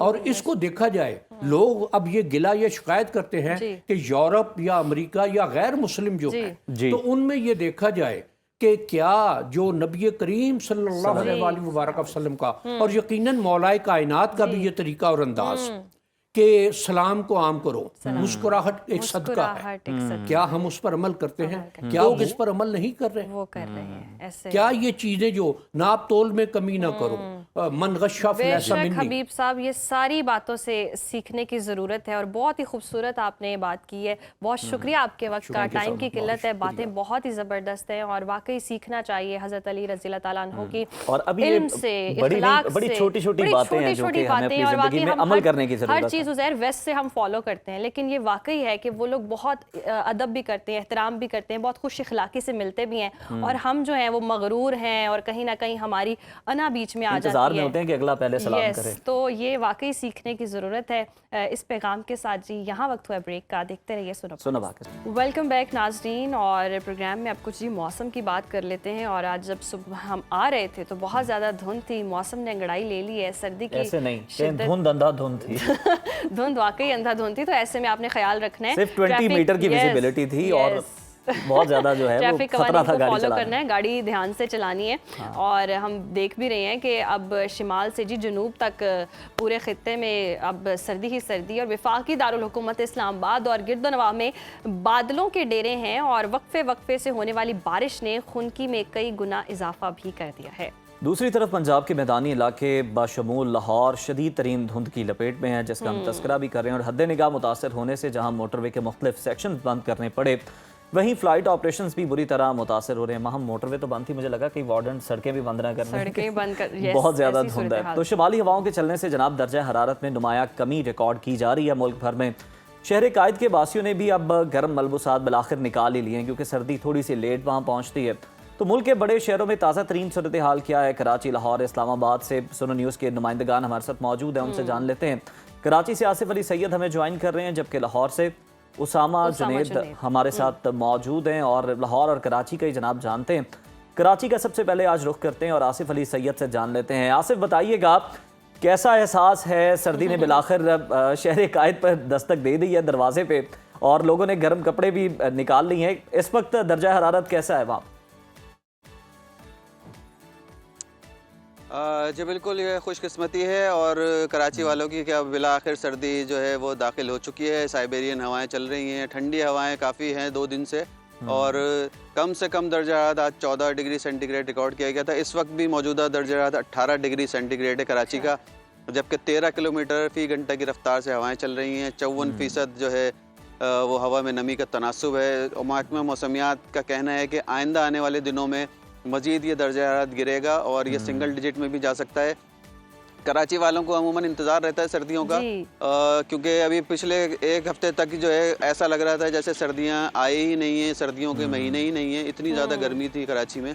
लेकिन अब ये 2 दिन से जो है वो सर्दी जो है वो बाकायदा आ चुकी है, और इस वक्त भी काफ़ी ठंडी हवाएं चल रही हैं। आप देख भी रहे होंगे कि आज हमने भी मफलर डाला हुआ है गले में और जैकेट पहनी हुई है, और इसी तरह से लोगों ने गर्म कपड़े निकाले हैं और काफ़ी मलबूसात जो हैं वो गर्म निकल आए हैं। और लोगों को अब देखने में आ रहा है कि लोग जो है गर्म मलबूसात का इस्तेमाल अब शुरू कर दिया है, क्योंकि सुबह के वक्त जो फजर का वक्त होता है उसके बाद थोड़ी सी धुंध भी होती है और मौसम बहुत ज़्यादा बेहतरीन होता है। इस वक्त भी धुंध तो नहीं है, लेकिन मौसम काफ़ी खुशगवार है कराची का। सही आसिफ, बिल्कुल दुरुस्त फरमाया। और कराची में शाम के वक्त तो सर्दी ज़्यादा महसूस होती है, साहिल समंदर पे लोग जाके एंजॉय भी करते हैं। लाहौर का रुख करते हैं, और लाहौर में क्या सूरत हाल है ये बताइएगा कि धुंध तो हमने देखी कि बहुत ज़्यादा थी, तो कारोबारी हजरात के लिए कितना मुश्किल हुआ आज ट्रैवल करना, क्या सूरत हाल रही? हाँ जी बिल्कुल, लाहौर में जो है वो शदीद धुंध की सूरत हाल आज सुबह से ही जो है वो मौजूद है। अगर बात कर ली जाए धुंध के बायस जो है वो हद निगाह मुतासर होने की, तो हद निगाह जो है वो आज शहर लाहौर के अंदर 20 मीटर तक जो है वो कम हो चुकी थी। और जैसा कि आपने अर्ज़ किया कि जो है वो अंधा धुंध जो है वो आज धुंध पाई गई है लाहौर के अंदर, और हद निगाह मुतासर होने के बायस जो है वो अहम शाहराहों पर ट्रैफिक की रवानी मुतासर हुई है सुबह के वक्त। और साथ ही साथ मोटरवेज़ और जो कौमी शाहराह है वहाँ पर भी जो है वो महकमा मोटरवेज़ की जानिब से बंदिश करनी पड़ी है मुख्तलिफ सेक्शंस पर। और अगर मोटरवेज़ की बात करता चलूँ तो लाहौर की M2 मोटरवे को जो है वो ठोकर न्याज बेग से बलकसर तक जो है वो ताहाल बंद रखा गया है महकमा मोटरवेज़ की जानिब से। और साथ ही साथ लाहौर सियालकोट मोटरवे M11 को धुंध के बायस बंद किया गया है। उसके साथ साथ लाहौर का जो ईस्टर्न बाईपास है उसको शदीद धुंध के बायस महकमा मोटरवेज़ ने रात गए ही बंद कर दिया था। और साथ ही साथ लाहौर से मुल्तान मोटरवे M3 जो है उसे भी बंद किया गया। मोटरवे M4 को पिंडी भटिया से मुल्तान तक बंद किया गया। और साथ ही साथ सखत से मुल्तान मोटरवे जो है वो मोटरवे M5 उसको मुकम्मल तौर पर जो है वो महकमा मोटरवेज़ की जानिब से हद निगाह सही। शदीद मुतासिर होने के बायस जो है वो बंद कर दिया गया था रात गए, और ताहाल जो है वो ये मोटरवेज़ हद निगाह मुतासिर होने के बायस बंदिश की सूरत हाल में है, और महकमा मोटरवेज़ की जानिब से हदायत भी जारी की जा रही हैं शहरियों के लिए कि गैर ज़रूरी सफ़र करने से जो है वो गुरेज किया जाए, और गाड़ियों पर जो ड्राइवर हजरात के लिए जो अपील की जा रही है कि अपनी फोक लाइट्स का जो इस्तेमाल है वो लाजमी करें, इंडिकेटर्स का इस्तेमाल भी लाजमी करार दिया जा रहा है महकमा मोटरवेज़ की जानिब से। और हद निगाह चूँकि शदीद मुतासर है इस वक्त भी, जब हम बात कर रहे हैं तो इस वक्त भी शहर लाहौर के अंदर भी अहम शाहराहों पर शदीद धुंध की सूरत हाल है और हद निगाह मुतासर होती जा रही है। और अगर बात कर ली जाए शहर के दर्जा हरारत की तो सर्दी की सूरत हाल में इजाफा देखने को मिल रहा है, दर्जा हरारत में बदतदरीज जो है वो कमी महसूस की जा रही है। तो उसामा कोई बारिश के इम्कानात बताए गए हैं? हाँ जी बिल्कुल, बारिश के इम्कानात तो महकमा मौसमियात की जानिब से लाहौर समेत पंजाब के बेशतर अजला के अंदर मौजूद हैं। अलबत्ता साथ ही साथ जो फोग ने जो है वो बारिश के इम्कानात को कम कर रखा है। महकमा मौसमियात का ये कहना है कि 1 जनवरी से 6 जनवरी तक जो है वो लाहौर समेत पंजाब के बेशतर अजला के अंदर कहीं पर हल्की और कहीं पर तेज़ बारिश के इम्कानात मौजूद हैं। गुज़िश्ता रोज़ भी हमने साल के पहले रोज़ भी देखा कि हल्की हल्की फुहार जो है वो लाहौर के अंदर भी चलती रही है, जिसके बायस सर्दी की शिद्दत में भी इजाफा जो है वो हो गया था। और आज ठीक है उसामा, यानी आप कह रहे हैं कि 6 जनवरी तक बारिश का इम्कान है और हल्की और तेज़ हो सकती है। हल्की तो हमने देख लिया, अब तेज़ का इंतजार है लाहौर में जनाब, तेज़ बारिश हो ताकि हम भी मुस्तफ़ीद हो सकें और जो मौसम है वो मज़ीद अच्छा हो जाए। उसामा जुनैद और आसिफ अली सैयद हमें अपडेट कर रहे थे, आप दोनों का बहुत शुक्रिया। और उज़ैर, कल से तो यख बस्ता हवाएं जो है बहुत दांत बजा देने वाली सर्दी शुरू हो चुकी है। मैंने वैसे इमेजिन नहीं किया था कि जनवरी से, हम यूजुअली देखते हैं कि दिसंबर में सर्दी जो है वो पीक पे होती है, लेकिन अब जनवरी से वो पीक शुरू हो चुकी है और अब आगे देखिएगा कितनी सर्दी महसूस होती है। हमने लाहौर और कराची की तो बात कर ली, अब थोड़ा रुख कर लेते हैं सयाहों की पसंदीदा जगह मलिका कौसार मरी। एक बार फिर जी सफ़ेद चादर ओढ़ चुकी है। साल की पहली बाकायदा बर्फबारी का आगाज़ होते ही मरी के पहाड़ों और दरख्तों पर जमी बर्फ़ ने मनाजिर को बहुत ही ज़्यादा ज़बरदस्त बना दिया और देखने के लिए बस लगता है कि बस मरी चले जाए। और जनाब यही जज्बा लिए बहुत सारे सयाह जो हैं वो मरी के अंदर मौजूद हैं और सयाहों के इस गैर मामूली रश की वजह से मरी की तमाम शाहराहों पर ट्रैफिक का दबाव बहुत बढ़ चुका है, जिस पर काबू पाने के लिए ज़िला इंतजामिया ने कुछ सख्त फैसले भी किए हैं जो कि ज़रूरत भी है। मॉल रोड और हसास मकामात पर अब सिर्फ फैमिलीज़ को दाखिले की इजाज़त दी जा रही है, विच इज़ वेरी गुड, ताकि फैमिलीज़ को किसी किस्म की दुश्वारी या बदतमीज़ी का सामना ना करना पड़े। और इस वक्त मरी में सिक्योरिटी और ट्रैफिक के क्या इंतजामात हैं और सयाहों के लिए क्या नई गाइडलाइंस जारी की गई हैं, इसी पर बात कर लेते हैं। हमारे साथ मौजूद हैं डिप्टी कमिश्नर मरी आगा ज़हीर अब्बास साहब ने हमें ज्वाइन किया है। बहुत शुक्रिया आगा ज़हीर अब्बास साहब आपके वक्त का। सर हमें ये बताइएगा कि ये जो पाबंदी लगाई गई है बहुत अच्छी है, तो जो बैचलर सयाह हैं उनके लिए क्या कोई मुतबादिल इंतज़ाम भी है, कोई और जगह भी है जो मॉल रोड पर दाखिले के लिए सिर्फ फैमिलीज़ की शर्त है, इनके लिए भी कोई तफरीह के लिए कोई और मकाम तजवीज़ किया गया हो? जी थैंक यू वेरी मच। जैसे आपने बताया, चूँकि न्यू ईयर नाइट के हवाले से एक यहाँ पे रश जो है इन्फ्लक्स होता है बहुत ज़्यादा, तो उस हवाले से हमारा एक डिसीजन था जिस पे हमने इम्प्लीमेंट करवाने की कोशिश की है। जो सेक्शन 144 हमने लगाया था फॉर बैचलर्स के, वो माल रोड पे जो उनके एंट्री को हमने रिस्ट्रिक्ट किया था, तो वो उसका जो टाइम पीरियड है वो ख़त्म हो चुका हुआ है। अब जो है ऐसी कोई रिस्ट्रिक्शन जो है वो पूरे मरी डिस्ट्रिक्ट के लिए नहीं है और जो हमारे टूरिस्ट हैं वो फ्रीली यहाँ पे आ रहे हैं। पहले भी अल्हम्दुलिल्लाह बहुत रश रहा है जो हमारा न्यू ईयर नाइट पे था। साथ में जो है वो स्नोफॉल भी स्टार्ट हुई जो कि एक चैलेंज था, क्योंकि बहुत सारे लोग जो हैं मरी और सराउंडिंग्स में मौजूद थे। चूँकि स्नो के दौरान जो गाड़ी चलाना है या ट्रैफिक को स्मूथ करना, ये बड़ा एक मुश्किल काम होता है। तो उस हवाले से हमने अल्हम्दुलिल्लाह पूरे हमारे जितने भी डिपार्टमेंट्स थे, गवर्नमेंट ऑफ पंजाब की जो हमारे डिपार्टमेंट्स थे, इस हवाले सब ने अपना एक अच्छा ऑपरेशन कंडक्ट किया और हमारी सारी टीम जो है वो रात भर काम करती रही और सुबह हमने सारे लोगों को जो है वो सेफली जो उनकी डेस्टिनेशन थी वहाँ तक उनको पहुँचाया। अच्छा ज़हीर साहब, मरी की गुंजाइश से ज़्यादा सयाह आ जाएं तो उनको हैंडल करने के लिए क्या प्लान बनाया गया? जी मैडम, इसमें हमें एक डेफिनेटली सेफ सिटी की तरफ से एक फिगर जो है वो टाइम टू टाइम मिलती रहती है कि हमारे डिस्ट्रिक्ट में कितनी गाड़ियाँ एंटर हुई हैं और इसी तरह से एग्जिट कितनी हुई हैं। लाइकवाइज सिटी के अंदर कितनी गाड़ियाँ, अभी मुझे इस वक्त भी अंदाज़ा है कि इस वक्त शहर के अंदर कितनी गाड़ियाँ जो हैं वो पार्क हुई हुई हैं। सो वो अब हमें बड़ी क्लैरिटी है, उस हवाले से हम जो है इस फिगर के ऊपर नज़र रखते हैं और जहाँ ये फिगर एक लिमिट से एक्सीड करती है तो फिर डेफिनेटली हम जो है वो इस मूवमेंट को रिस्ट्रिक्ट या स्लो कर देते हैं, ताकि जो पहले वाली हमारी ट्रैफिक है या टूरिस्ट है उनका एग्जिट हो जाए, तो फर्दर हम फिर लोगों को अलाउ करें। सही। अच्छा ज़हीर साहब, आने वाले दिनों में क्या जो बर्फबारी रिकॉर्ड की गई है मरी में, इससे ज़ायद बर्फबारी भी हो सकती है? और महकमा मौसमियात ने क्या इस हवाले से बताया, और आप लोगों की क्या तैयारी अगर ऐसी सूरत हाल हो जाती है? जी, अभी ये जो हमारा रिसेंटली कल वाला स्पेल था, ये कोई 6 इंच के करीब जो है स्नोफॉल यहाँ पे गिरी है।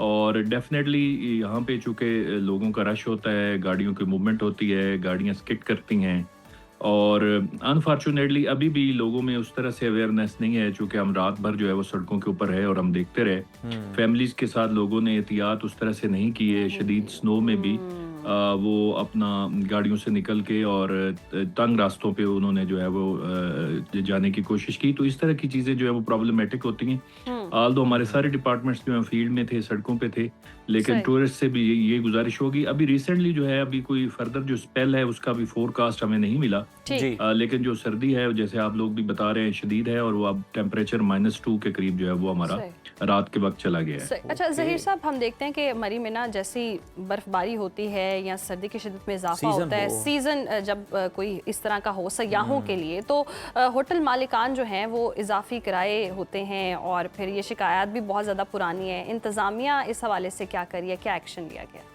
जी, इसमें हमारी जो होटल एसोसिएशन के साथ मीटिंग हो चुकी है। एक डेडिकेटेड हमारा महकमा मौजूद है, डिस्ट्रिक्ट एडमिनिस्ट्रेशन भी उसको सुपरवाइज कर रही है।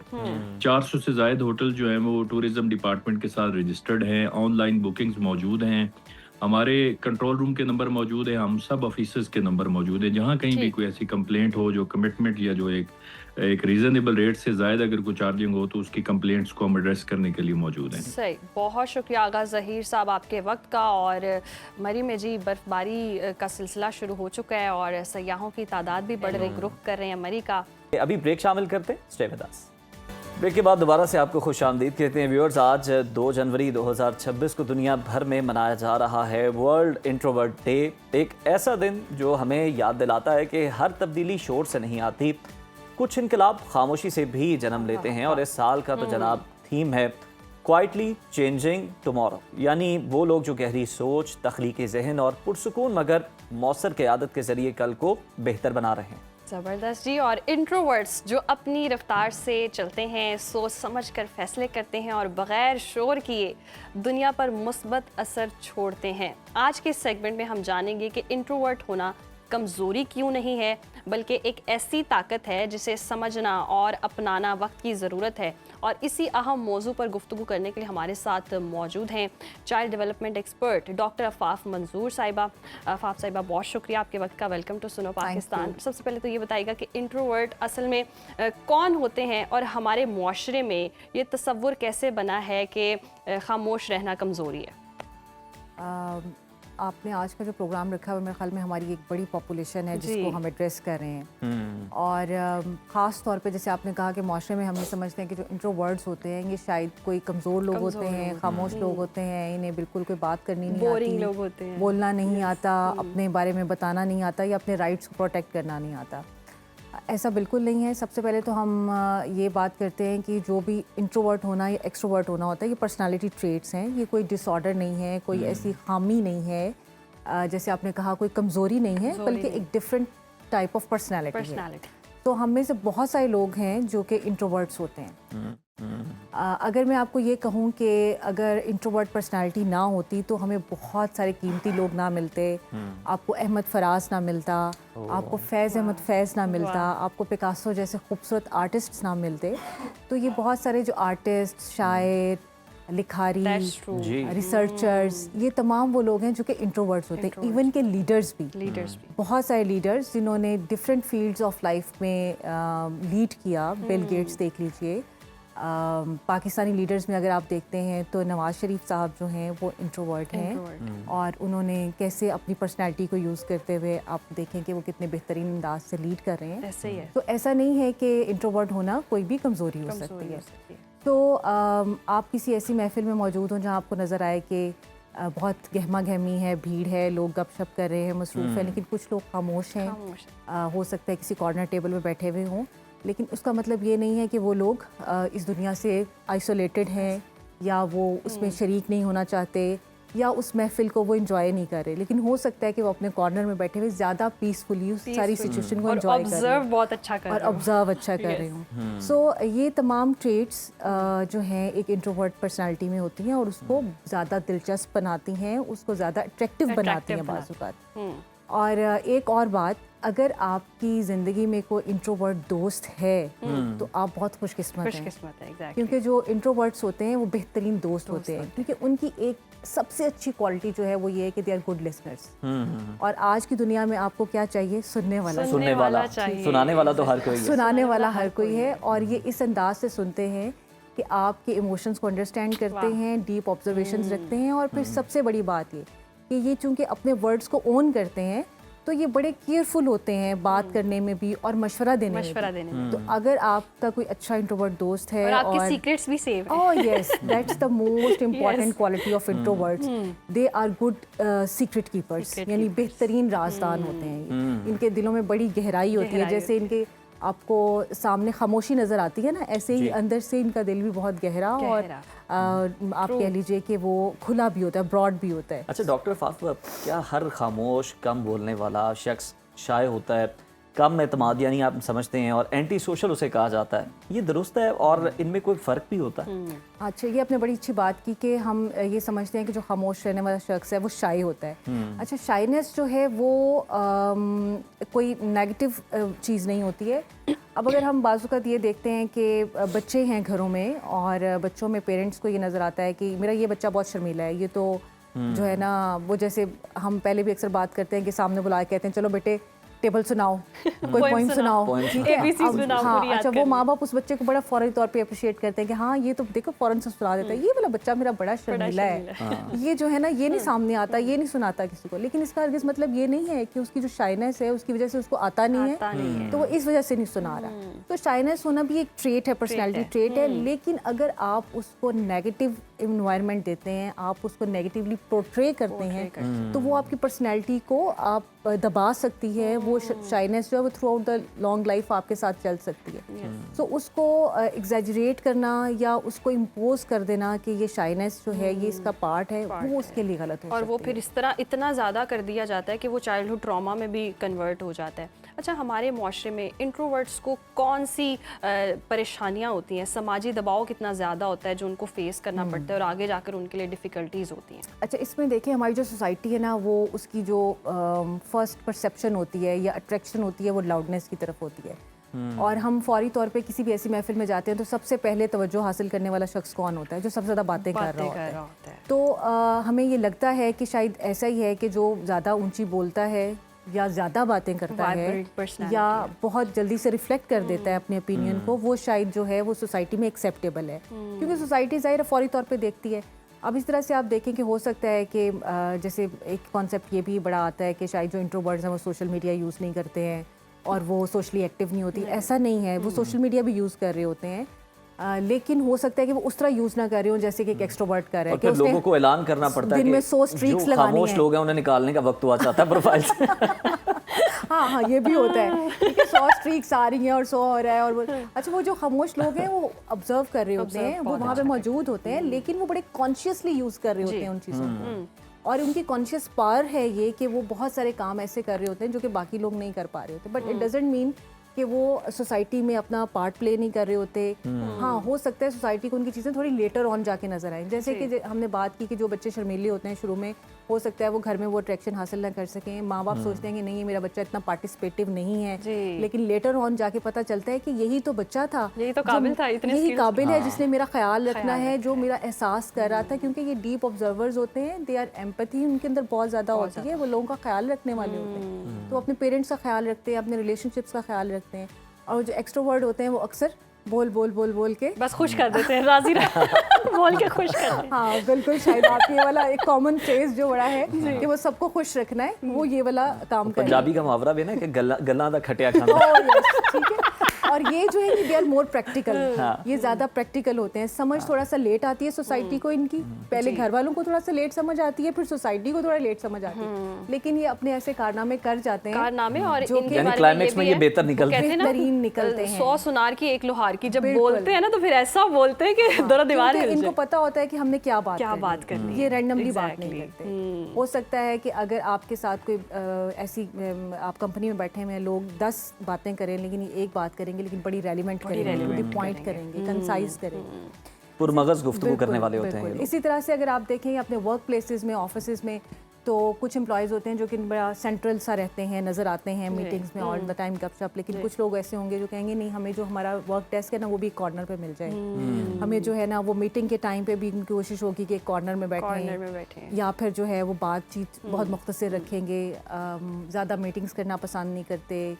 आपको डेली हो सकता है आपको चाय के टाइम पे ना मिलें, लेकिन अपना काम कहीं बैठे हुए बड़े परफेक्ट अंदाज से कर रहे होंगे, तो ये सॉलिट्यूड में ग्रो करते हैं, लोनलीनेस में इनको पावर मिलती है, उसको अंदर एक्सेल करते हैं। फिर आप देखें बहुत सारे जो हमारे बहुत सारे क्या बल्कि तमाम ही जो औलिया इकराम थे, जो सूफ़ी हजरात हैं, उनके अंदर यही पर्सनैलिटी ट्रेट होती है, वो इसी पर्सनैलिटी ट्रेट को यूज़ करते हुए इन्फ्लुएंस कर रहे होते हैं, और उनका इम्पैक्ट सोसाइटी पे कितना ज़्यादा होता है, बाकी तमाम लोगों से बहुत ज़्यादा होता है। तभी तो कहा जाता है कि कम बोलना में समझदारी और भलाई भी है, सोच कर जो बोलता है वो कम से कम फायदा हासिल करता है। पहले सोचो, तोलो, फिर बोलो। और ये वाकई ऐसा करते हैं, और फिर भी इनको थोड़ा सा क्रिटिसाइज, ज़रा खुल के बोलो, बात तो ठीक से करो, मतलब कॉन्फिडेंस की कमी है, हमारा मुआशरा जिस तरह से ट्रीट कर रहा होता है वो कहीं ना कहीं इनको नेगेटिवली कर रहा होता है, और हालांकि हर चीज़ पॉजिटिव इनमें होती है। और देखिए मुआशरे में कौन है, मुआशरे में जब आप छोटी उम्र में है तो मुआशरे में मुआशरा बनता है सबसे पहले घर और उसमें स्कूल।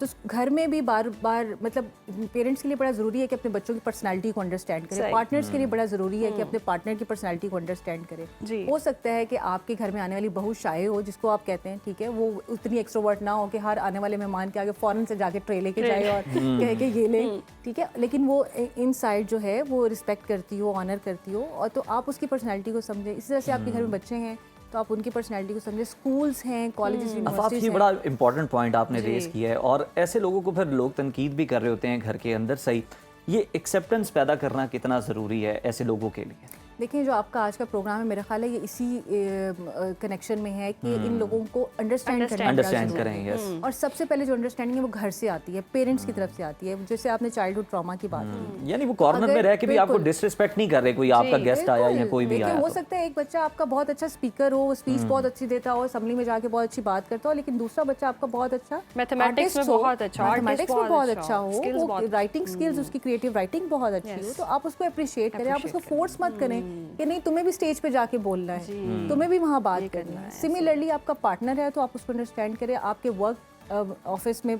लोग हैं, और ये जो हमारी मुआशरा ना, अल्लाह ताला ने ये जो डाइवर्सिटी रखी हुई है, ये बड़ी ज़बरदस्त चीज़ है।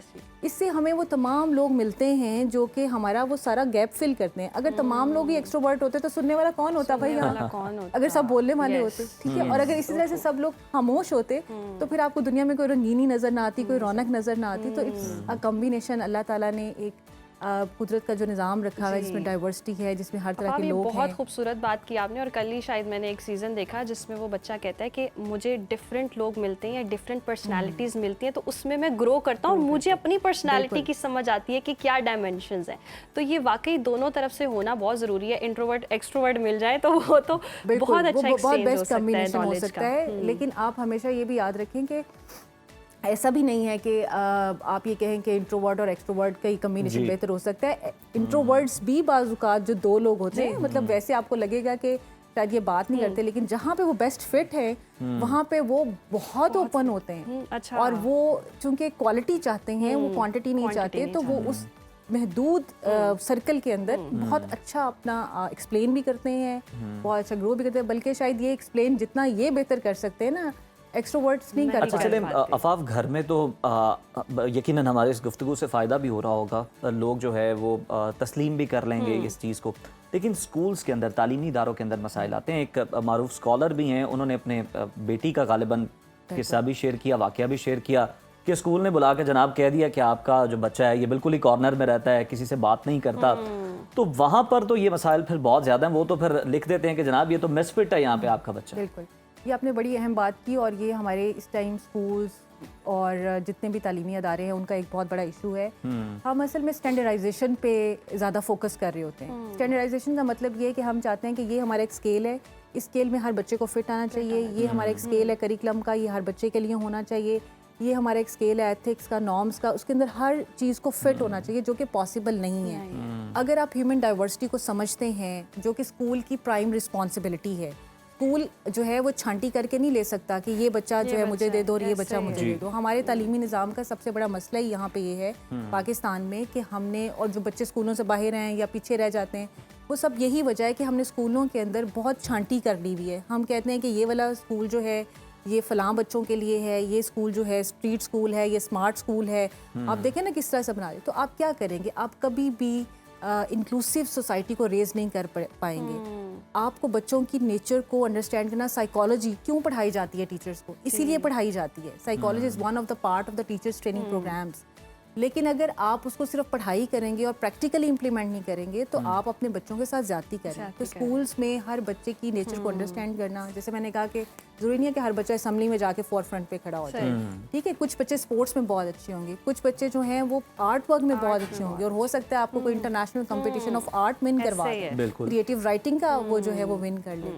इस तरह से हो सकता है कि कुछ बच्चों को भी एक्सप्लोर करने में ज़्यादा टाइम चाहिए, वो आपकी पेस के साथ ना चल रहे हो, स्कूल की रिक्वायरमेंट के साथ ना चल रहे हो। लेकिन इसका मतलब ये नहीं है कि आप उन्हें स्कूल से बाहर बजाय आप तख्लीकी सलाहियतें निखारें, आप दबा रहे होते हैं। ऐसे भी होता है कि माइट बी पॉसिबल कि वो जो इंट्रोवर्ट्स होते हैं वो कहीं ना कहीं एक बैलेंस जगह पर आकर रुक जाएं या लर्न कर रहे हो, वो ऑब्जर्व कर रहे हो और वो सीख रहे हो। स्पीड भी मैटर करती है ना, हर एक की स्पीड भी डिफरेंट हो सकती है, मौका ही नहीं उस तरह से दिया और हो सकता है उन्हें वो मौका ना दिया जाए। आप किसी साइलेंट कॉर्नर में बैठे हुए बच्चे को जाके आप पूछें तो सही ना, वो क्या कर रहा है, वो क्या सोच रहा है।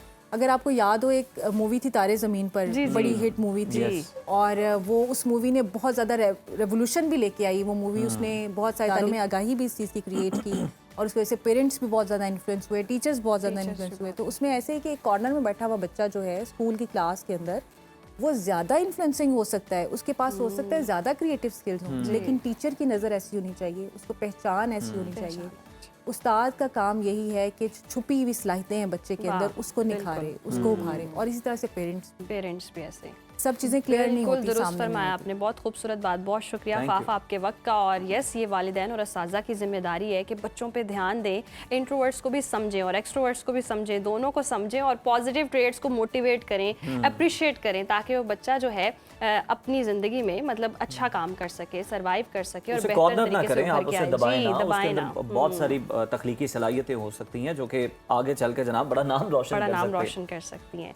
और ये भी बात है कि हम पूरे मुआशरे को समझने की ज़रूरत है कि ये सारे पर्सनालिटी ट्रेड्स हैं, इनको अंडरस्टैंड करने की ज़रूरत, यही तो ह्यूमन नेचर है। कोई डिसऑर्डर या कोई मसला या कोई बीमारी नहीं है, इनको कोई ये सबसे इंपॉर्टेंट मैसेज है। और कमजोरी भी नहीं, और इनको बदलने की कोशिश बदलना भी नहीं है। हम ये करते हैं, हम चाहते हैं कि जैसा हम चाह रहे हैं हमारा बच्चा हो सकता है। अगर बाप एक्सट्रोवर्ट है तो कहेगा मैं तो हर जगह जाके बात कर लेता हूँ, तुम क्यों नहीं करते हो, ठीक है। तो ये वाली चीज़ बड़ी नोटिस करने की जरूरत है कि आप बदले नहीं, जो है जैसा उसको वैसे कबूल करें और फिर उसको वो रास्ता दें, उसको वैसा ही वो ग्रो कर सके, रहने दें। इसी के साथ जनाब बढ़ते हैं ब्रेक की जानिब, देखते रहिए सुनो पाकिस्तान। वेलकम बैक जी। प्रोग्राम में आप कुछ बात कर लेते हैं सेहत के हवाले से। और आपने देखा होगा अक्सर लोग जब सुबह में उठते हैं तो कमर में अकड़ाव महसूस करते हैं, या ज़्यादा देर बैठे रहें तो खड़े रहने से दर्द बढ़ जाता है, या फिर मसला सिर्फ हम देखते हैं कि उम्र रसीदा अफराद तक महदूद नहीं रहता, बल्कि नौजवान और दरमियानी उम्र के लोग भी कहीं ना कहीं पट्ठों के खिंचाव और मोहरों के दर्द से मुतासर हो रहे हैं, और ये मसला बहुत ज़्यादा आम हो चुका है। तो आज के सेगमेंट में हम यही जानेंगे कि ये दर्द होता क्यों है, इसकी वजह क्या है, और हिकमत की रोशनी में कौन सी कुदरती ग़िज़ाएं हैं और रिवायती इलाज जो मौसर साबित होता है, और मुख्तलिफ उम्र के अफराद अपने पट्ठों और मोहरों की किस तरह हिफाजत कर सकते हैं। कुदरती और हकीमी तरीक़ों से कमर और पट्ठों के दर्द के इलाज के बारे में बात कर लेते हैं, रहनुमाई लेते हैं। हमारे साथ मौजूद हैं माहिर तिब हकीम हाफिज़ फ़रहान हनीफ साहब। फ़रहान साहब, आपको खुशामदीद कहते हैं प्रोग्राम में। हाफिज़ साहब, सबसे पहले तो ये बताएं कि ये जो सुबह उठते ही लोगों को कमर दर्द की शिकायत होती है या अकड़ाव महसूस करते हैं, क्या कोई इनका सोने का अंदाज़ ठीक नहीं होता, उसमें मसला होता है पोस्चर में, या ये कोई और वजह है? आउज़ुबिल्लाहि मिनश्शैतानिर्रजीम मिन हम्ज़िही व नफ़्ख़िही व नफ़्सी। जब इंसान सो के उठता है उस वक़्त एक तो इंसान की हरकत कम होती है, ठीक है, और उसकी वजह से खून का दौरानिया भी थोड़ा सा स्लो हो जाता है, ठीक है, जिसकी वजह से जब सुबह उठता है, उठने के बाद भी वो अक्सर लोग उठते हैं, अपना चाय शाय पी, नाश्ते पे निकल गए। हम सुबह के टाइम पे वॉक एक्सरसाइज नहीं करते।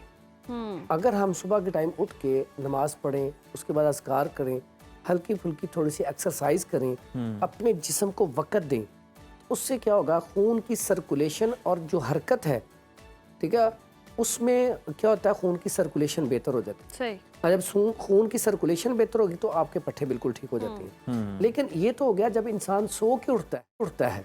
लेकिन आम रूटीन में अक्सर देखते हैं हम, कुछ लोग ऐसे होते हैं जब वेट उठाते हैं, अक्सर आपने देखा होगा गाड़ी पे जा रहे हैं, किसी की गाड़ी ख़राब होगी तो या किसी खड्डे में फंस गई तो इंसान जल्दी जल्दी 2-4 नौजवान आते हैं बड़े जज्बे से ऐसे उठाते हैं, गाड़ी निकाल देते हैं, लेकिन बाद में दर्द महसूस गाड़ी वाले की गाड़ी तो निकल जाती है। उनकी गाड़ी फंस ये जाती है। जो गांव देहातों में मेले लगे होते हैं और यूरोप में भी अब हम देखते हैं कि वो जनाब उन्होंने कोई वजन रखा होता है और इनाम होता है कि आप उठाएं, इनाम तो आप जीत जाते हैं लेकिन हारते बहुत कुछ हैं। यकीन करें, हमारे पास ना हमारे एरिया में एक लड़का था, इतना यंग मैंने लड़का नहीं देखा, कि उसकी हाइट तकरीबन कुछ 7 फीट के करीब, यानी कि 6 से प्लस थी।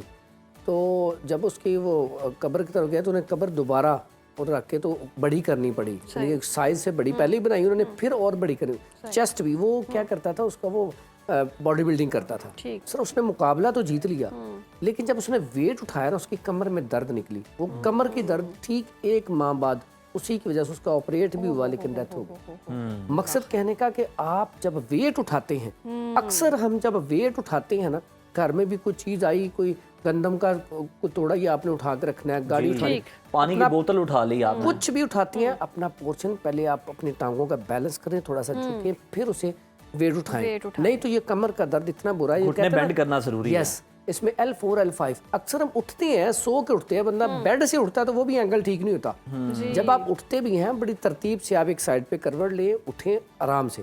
अब इसमें क्या होता है, अब जो ऊपर वाला दर्द होता है उसे सर्वाइकल कहा जाता है। अब सर्वाइकल का इतना इशू, अब इसका ताल्लुक ज़हनी दबाव के साथ भी है। अच्छा, ठीक है, ज़हनी दबाव के साथ भी इसका बंदा जो टेंशन लेता है, हर परेशान रहता है, उससे भी सर्वाइकल का पेन होता है। फिर उसके बाद पट्ठों की कमजोरी। अब पट्ठे हैं क्या, ये सर्वाइकल पेन आपकी बाजू में भी कहाँ ये ट्रैवल करती है? ये अक्सर औकात सिर्फ सर्वाइकल पेन नहीं रहती, बाज़ औकात फ्रोजन शोल्डर रहता है। कई पेशेंट आते हैं हमारे पास, जी हमारा बाजू यहाँ से ऊपर जाता ही नहीं, हमने बहुत सारी थेरेपियाँ करवाई हैं। तो इसमें फिर हम क्या करते हैं, दवाई भी देते हैं, साथ फिर हमें हिजामा करते हैं। हिजामा नबी सल्लल्लाहु अलैहि वसल्लम की सुन्नत है। तो अल्हम्दुलिल्लाह पहले सेशन में ही उसका जो फ्रोजन शोल्डर है वो ठीक हो जाता है। अब सर्वाइकल पेन जो है, सर्वाइकल पेन और साथ ही नीचे लंबर और L4 L5, अब ये सारी चीज़ें एक से ही जुड़ी हैं। अगर आपके पट्टे उज़लात ठीक हैं, आप उठते बैठते ठीक हैं, तो फिर ये समझे ठीक है। और इसमें पहले क्या होता था कि लोग ना बहुत ज़्यादा एक्सरसाइज भी करते थे, पैदल वॉक भी करते थे, ग़ज़ा भी अच्छी थी, दूध का इस्तेमाल बहुत करते थे, खजूर का इस्तेमाल करते थे,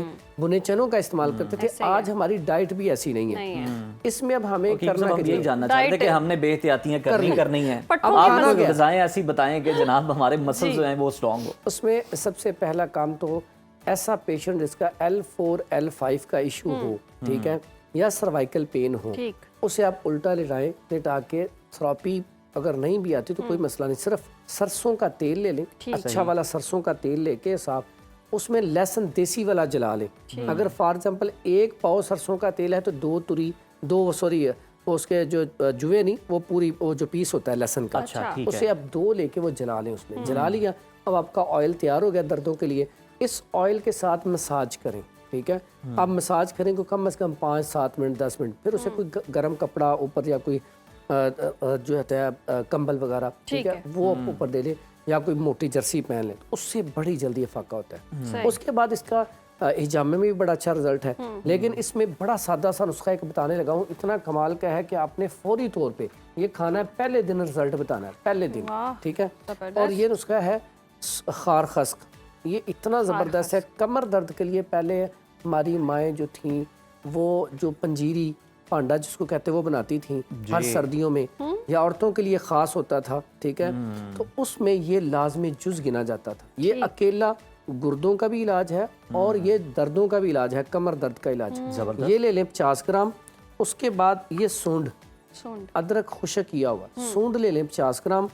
उसके बाद ये असगंधना गोरी, अश्वगंधा भी कहते हैं इसे, ये ले लें 50 ग्राम। इन तीनों का पाउडर कर लें। पाउडर करके आधा चम्मच छोटा वाला 1 गिलास नीम गर्म दूध के साथ, दूध इसलिए पीना है, ये थोड़ी सी इसके अंदर हरारत होती है, गर्मी होती है, दूध इसलिए साथ ज़्यादा अच्छा ज़रूरी है क्योंकि मिजाज ज़्यादा इसके साथ सुबह दोपहर शाम इस्तेमाल करेंगे, पहले दिन इंशाल्लाह फ़र्क पड़ जाएगा। उसके बाद अक्सर औकात जैसे मैंने कहा वज़न उठाया तो चुक पड़ गई है, अक्सर औकात चुक पड़ जाती है तो बाज़ औकात जरा के पास जाना, इंजेक्शन लगवा ठीक नहीं होती। उसके लिए चुक पड़ जाने के लिए सिर्फ और सिर्फ ये क्या है, सूंड। सिर्फ ये सूंड पाउडर कर लें, आधा चम्मच सुबह आधा शाम, सिर्फ एक दिन ही इस्तेमाल कर लें तो चुक जो है अल्हम्दुलिल्लाह, लेकिन गर्म दूध के साथ फौरी तौर पे फाका हो जाता है। अक्सर ऐसा होता है कि रात में जैसे आप गलत पोस्टर में सो गए हैं, पिलो का कोई एंगल नहीं ठीक है, आपके सर का एंगल नहीं ठीक है, तो आपकी गर्दन में बल आ जाता है। बिल्कुल, इसमें पिपला मोल, पिपला लाख के नाम से ना एक दवाई मिलती है, पिपला लाख। वो चने के दाने के बराबर दूध में गर्म करें, दूध लें 1 कप, उसमें रख के गर्म करें, उबाल लें, वो दूध पी लें, पहली खुराक से फौरी तौर पे फाका हो जाता है। फिर उसके बाद इसमें आप ऑयल लगाने के लिए जैतून ऑयल ले लें 50 ग्राम, मछली का तेल ये ले लें 50 ग्राम, तिलों का तेल ले लें 50 ग्राम, और इसके बाद रोगने लौंग ले लें 10 ग्राम। ये सारे ऑयल मिक्स करके रख लें। इन ऑयल को आप लगाएं, मसाज करें, ऊपर कोई गर्म कपड़ा जो है वो लपेट दें। फौरी तौर पे कमर, ये जो आपका गर्दन का दर्द है ये, और ये जो ऑयल है ये पूरी बॉडी में कहीं भी दर्द हो उसके लिए बड़ा मुफीद है। उसके बाद अक्सर हम देखते हैं ये जो चीज़ है फुल मुखाने, ये कमर दर्द के लिए बड़ा कमाल है, इसका कोई सानी नहीं है। इसको भी अगर आप 2 से 4 पीस या 5 पीस आप दूध में गर्म कर दें, सुबह इसको इस्तेमाल कर लें, बेहतरीन चीज़ है। रात को आप दूध में भिगो के रख दें, सुबह दूध भी पी लें, ये भी खा लें, कमर दर्द के लिए इफेक्टिव चीज़ है। उसके बाद हमारे पास ना भुने चने, अक्सर औकात में कहता हूँ अगर आपके सिर्फ पट्ठों में खिंचाव है, दर्द है, सुस्ती काहली है, सिर्फ आप भुने चने लें, थोड़े से भुने चने, उसमें दूध 1 गिलास साथ दूध ले लें, उसमें लौंग और दालचीनी थोड़ी सी डाल लें, उसके साथ थोड़े से भुने चने खा लिए जाएं तो बंदा एक्टिव हो जाता है। अच्छा। और ये घोड़ों की खुराक किस लिए कहा जाता है कि घोड़े दौड़ते बहुत हैं, उनकी वर्किंग बहुत है, तो मर्द के अंदर ताकत आ जाती है, पट्ठों में खिंचाव जो है वो ख़त्म हो जाता है, तो इससे भी इंशाल्लाह फ़र्क पड़ेगा। उसके बाद खजूर, जो इसके बारे में तो नबी सल्लल्लाहु अलैहि वसल्लम का इरशाद है कि जिस घर में खजूर हो उस घर में फाका नहीं आ सकता, वो भूखा नहीं रह सकता। तो खजूर जो है 3 से 5 अदद खजूर का इस्तेमाल करना बेहतरीन है, गर्म दूध के साथ कमर दर्द के लिए, पट्ठों के दर्द के लिए बेहतरीन इसका और ये सुबह नाश्ते के तौर पर आप स्नैक के टाइम पे भी बाजू का ऐसा होता है कि खून की कमी हो जाती है, खून की कमी की वजह से भी आपके पट्टे कमज़ोर हो जाते हैं। अगर खून की कमी है, ये कल भी अभी एक पेशेंट आया, कहता आपने वो सिर्फ उनका तो HB आ रहा था 7 के करीब, तो मैंने उन्हें ये बताया जब नुस्खा, तो आज वो तकरीबन 15-20 दिन के बाद आए तो उनका HB था 12 कुछ। कहते मैंने कहा कौन सी दवाई खाती, कहते कीम साहब आपने जो नुस्खा बताया था ना एक जगह पे टीवी पे, तो मैंने तो वही इस्तेमाल किया, तो वो मैं अक्सर बताता होता हूँ, तो वो सिर्फ आपके हकीम साहब फिक्रमंद हों, आपके जो मरीज हैं वो डिजिटल और टीवी की तरफ ज़्यादा जा रहे हैं, क्लिनिक की तरफ बिल्कुल। अब क्लिनिक पे आ रहे हैं तो बताते हैं ना। अच्छा, ये मुनक्का है, मुनक्का 3 से 5 अदद दाने लें, रात को पानी में भिगो दें, सुबह इसका पानी भी पी लें और मुनक्का भी खा लें। और ये लंबा चौड़ा नुस्खा नहीं है, सिर्फ 15 दिन में अगर खून की कमी की वजह से पट्टों में मसला है तो वो अल्लाह के हुक्म से ठीक हो जाएगा। तो इसमें अगर हम देखा जाए, अगर हम हरकत को इबादत समझ लें ना, हरकत को, कि हम अपने जिस्म को, कुरान कहता है कि कुरान में है कि इंसान को मुशक्कत के लिए पैदा किया गया, तो इंसान जो है वो थोड़ी सी मुश्किल आती है, एक बार आ जाता है, तो मुशक्कत क्या है, मेहनत। अब जो लोग मेहनत करते हैं और कामयाबी के लिए एक्स्ट्रा ऑर्डनरी मेहनत, अगर आप कहते हैं ना आम लोगों जितनी मेहनत करें, तो किताब हिदायत से बड़ा ज़बरदस्त जुमला आपने जो है वो शेयर किया, और मैं कहा इसमें बहुत सारे, बल्कि जितने मसाइल हैं उनका हल है। बहुत शुक्रिया फरहान साहब आपके वक्त का। और नाज़रीन, हमारे प्रोग्राम का वक्त ख़त्म हुआ चाहता है, आपसे इजाज़त लेंगे, अगले हफ्ते दोबारा आपसे मुलाकात होगी, तब तक के लिए अल्लाह ने के बाद।